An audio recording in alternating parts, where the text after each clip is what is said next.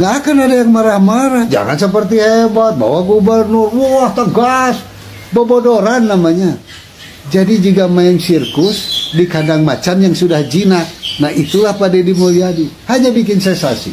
Kalau saya melihat secara keseluruhan dari video yang diberikan kepada saya ini ya, ini aktivis proyek yang menyambungkan dengan urusan lingkungan. Jadi kalau di video saya sebelumnya, saya mengatakan mungkin harus diperiksa dulu itu ke rumah sakit THT. Karena berulang kali, bertahun-tahun dikasih tahu nggak dengar. Mungkin saya akan harus lebih keras sekarang ngomongnya. Harus di CT scan. Tolong lihat dulu. Kalau mau dirubah pola pemikiran, pikirannya ada di tempatnya atau tidak. Atau sudah berpindah tempat. Jadi kalau mau jadi aktivis, apalagi bicara lingkungan, dan hanya bicara urusan lingkungan saja dan pembangunan, gak ada gunanya. Jangan nanggung. Ya karena banjir dan longsornya menimpa manusia. Kalau banjirnya menimpa kelompok kodok semua, ya paling kungkong-kungkong gitu ya, kayak di sawah gitu.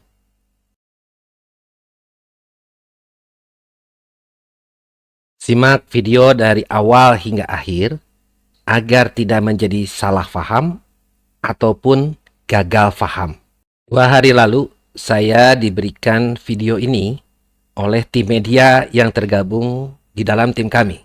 Diheboh-hebohkan oleh medsos, Deddy Mulyadi hebat, sudah membabat bangunan liar dengan membawa 2 orang menteri. Tapi begitu baca berita yang sebenarnya, ini liar. Sebab nggak perlulah bahwa 2 orang menteri dan di medsos-medsos seperti hebat, karena yang dibabat itu milik BUMD Jawa Baratnya sendiri yang dikuasai Deddy Mulyadi. Ngapain seperti hebat? Ya, wah tegas. Nih, saya kasih tahu ya, beberapa bulan yang lalu kita sudah investigasi dan sudah diviralkan ke medsos.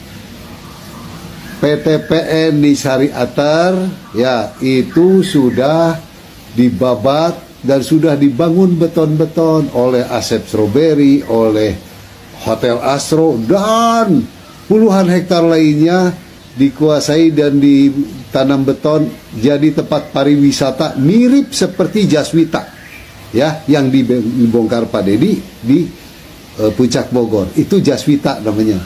Itu milik BUMD, milik pemerintah daerah Jawa Barat yang sekarang gubernurnya Deddy Mulyadi. Jadi nggak usah beraksi seperti pahlawan hebat, orang itu mah punya sendiri kok. Ya, wah kita tegas. Tapi dibiarkan yang di Sariater, yang dekat rumahnya sendiri. Nah itu ya, saya tayangkan sedikit. Nah, lalu bagaimana kabarnya yang di Puncak Bogor ada Asep Strawberry? Mengapa yang lain dibabat habis, Asep Strawberry dibiarkan? Nah itu babat, ya. Jadi ada keadilan.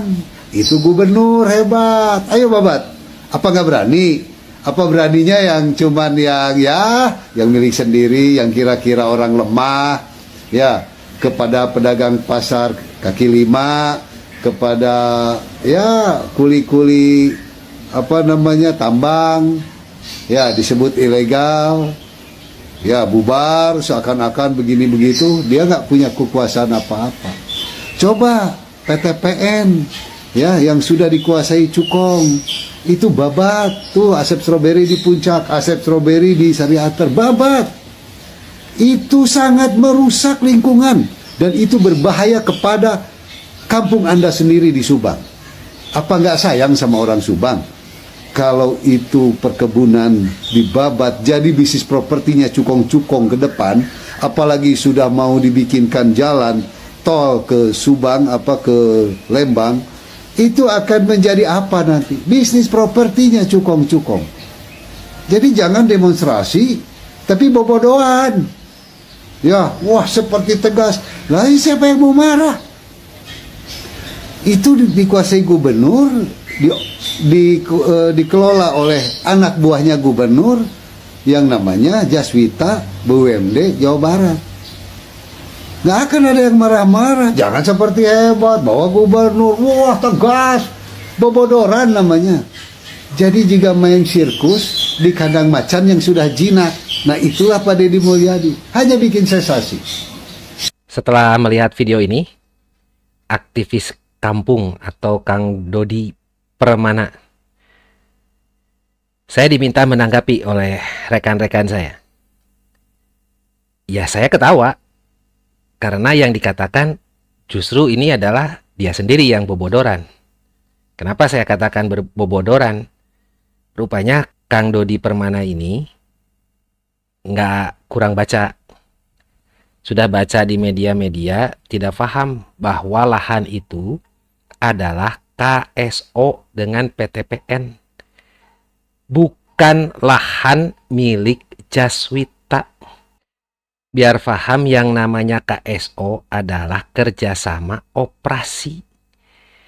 Pemilik lahan di sana adalah PTPN yang operasinya dilakukan oleh Jaswita melalui anak perusahaan. Itulah kenapa Gubernur Jawa Barat Kang Deddy Mulyadi membawa Menteri Lingkungan Hidup, lalu dengan Menko. Saya di video sebelumnya menanyakan Pak Erick Thohir kemana. Lalu di video berikutnya saya mengatakan juga ini blunder dari Kementerian Lingkungan Hidup. Simak videonya. Tetapi kalau saya melihat secara keseluruhan dari video yang diberikan kepada saya ini ya, ini aktivis proyek yang menyambungkan dengan urusan lingkungan. Kenapa? Yang dibicarakan maupun dicontohkan semua adalah proyek. Ya kalau nggak suka dengan apa yang saya ngomong, Anda tahu kan saya di mana. Silahkan datang ke saya untuk diskusi, mau berdebat, silakan. Ya Kang Dodi. Tinggal cari Kaisar Kebon di Pajajaran, di Gor Pajajaran. Kalau saya memberikan pendapat, ya tidak akan seperti Anda. Kenapa di dalam video-video sebelumnya saya mengatakan mengenai bencana. Bapak Gubernur Kang Deddy Mulyadi di Karawang mengatakan perang weh cenah. Urusan di luhur ya.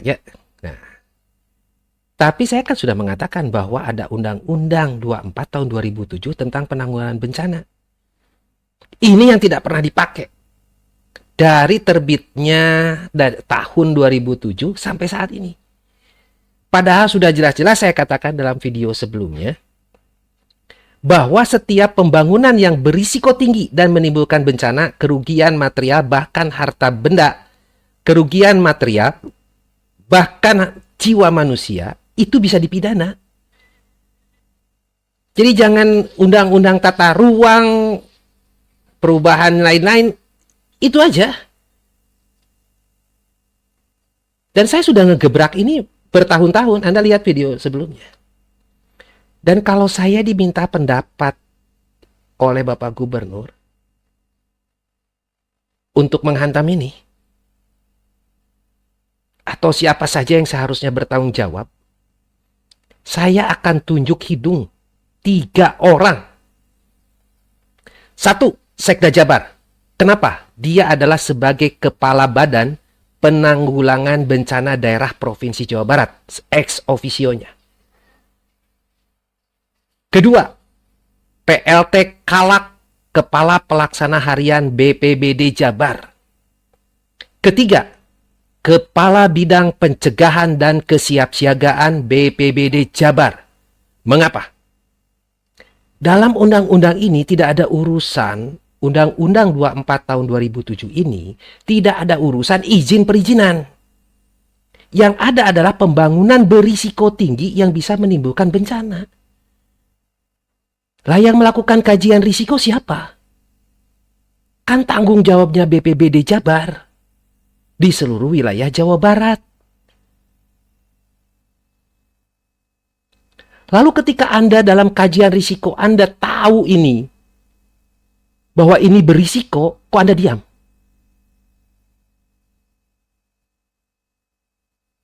Artinya Anda membiarkan terjadinya korban jiwa.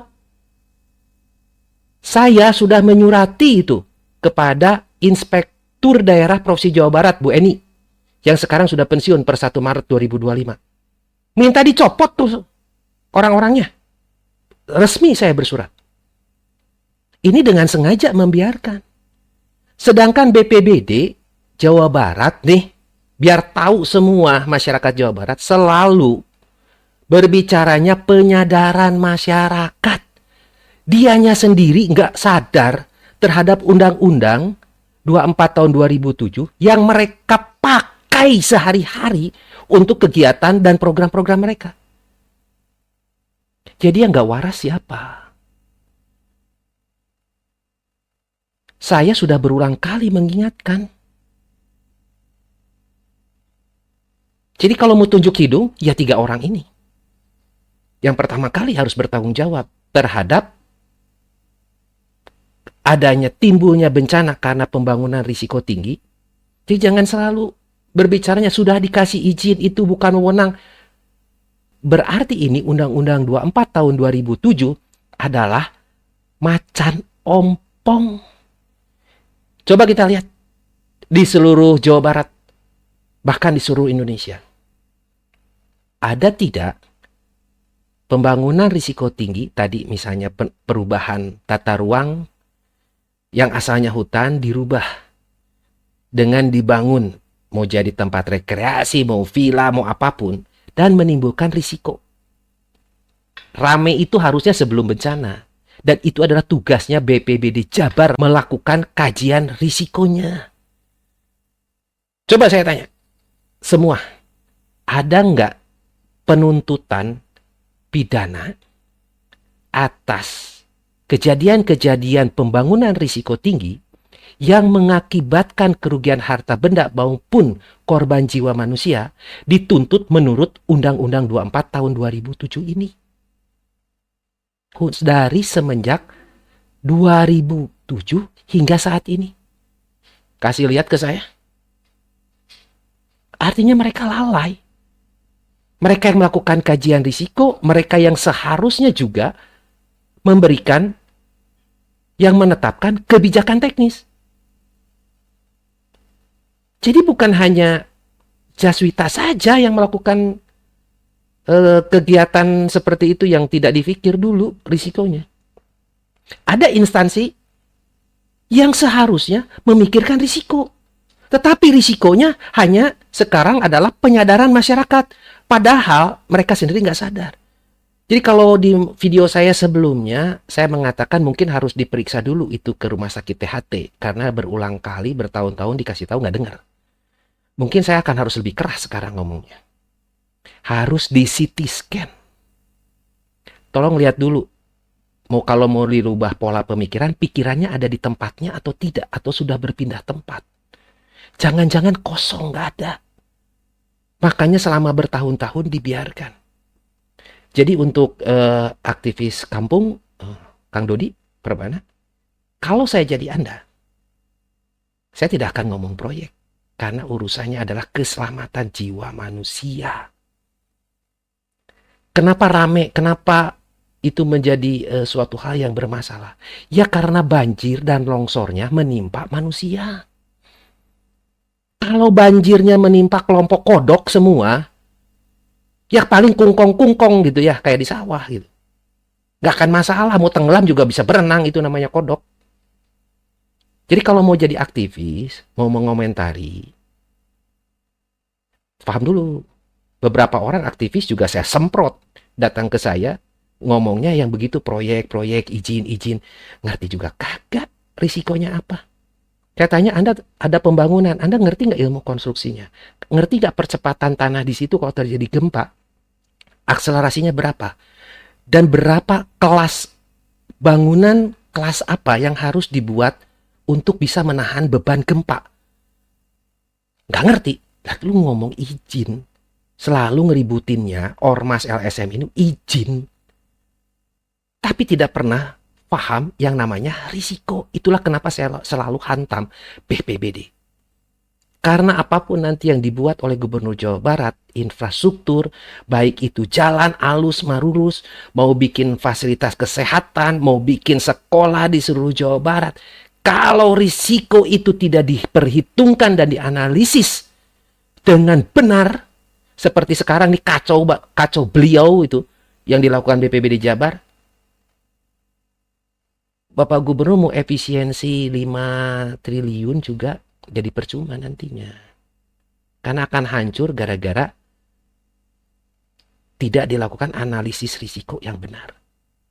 Jadi gitu.